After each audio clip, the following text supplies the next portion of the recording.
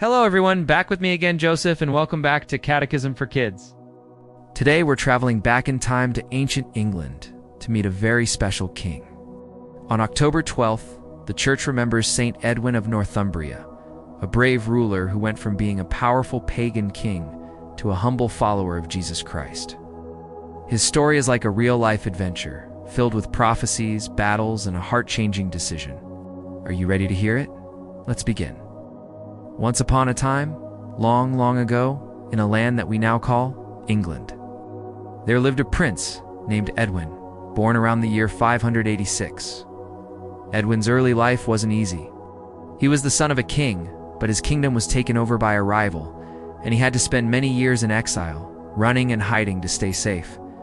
It must have been a very scary and lonely time for him. One day, while he was feeling worried about his future, a mysterious stranger appeared to him.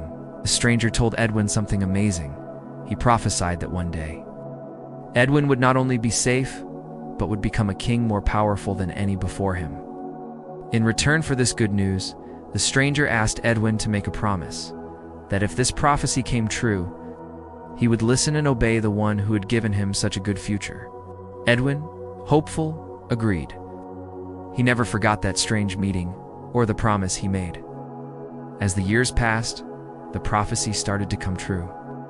With the help of a friendly king, Edwin defeated his rival in a great battle in the year 616 and became the king of a large united kingdom called Northumbria. He was a powerful and respected ruler. But at this time, King Edwin was not a Christian. He and his people worshipped old pagan gods. But God had a special plan for him, a plan that would change his life and his kingdom forever.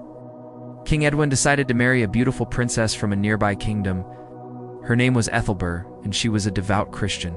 Edwin respected her faith so much that he made a deal. He would allow her to continue practicing her Christianity freely. He even welcomed her personal chaplain, a holy man named Paulinus, to his court. Princess Ethelbert and Bishop Paulinus prayed every day that the king's heart would be open to the love of Jesus. One day, danger struck the court. An assassin, sent by a rival, tried to attack King Edwin with a poisoned dagger. It was a terrifying moment. But one of Edwin's most loyal servants bravely jumped in front of the king, taking the blow and saving Edwin's life. As if that wasn't eventful enough, on that very same night, Queen Ethelbert gave birth to their beautiful baby daughter. King Edwin was overwhelmed with gratitude.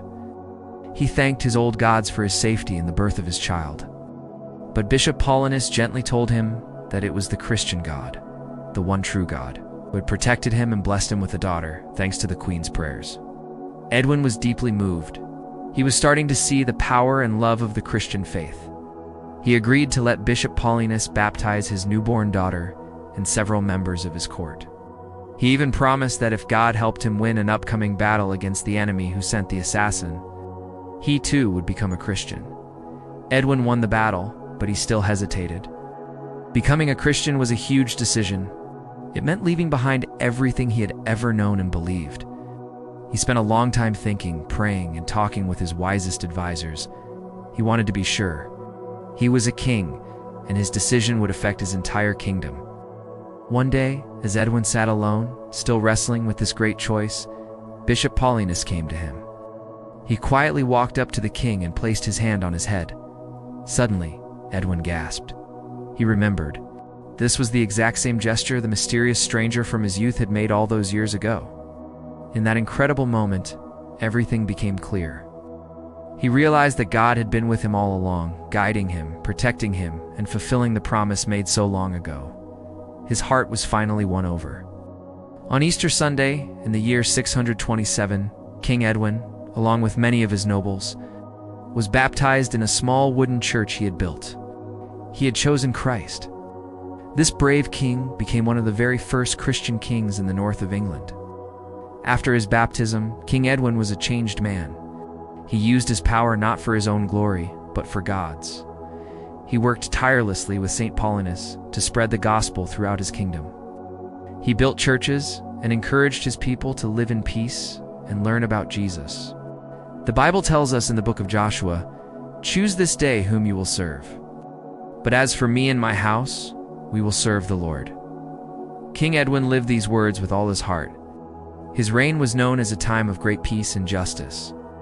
It was said that a woman with a newborn baby could walk from one side of his kingdom to the other without any fear of harm. So that's how safe he made his lands. He showed everyone what it means to be a true Christian leader, full of faith and courage. But sadly, this time of peace did not last forever. A pagan army, led by a rival king, invaded Northumbria. King Edwin, now a faithful Christian, had to lead his army into battle to defend his people and his faith.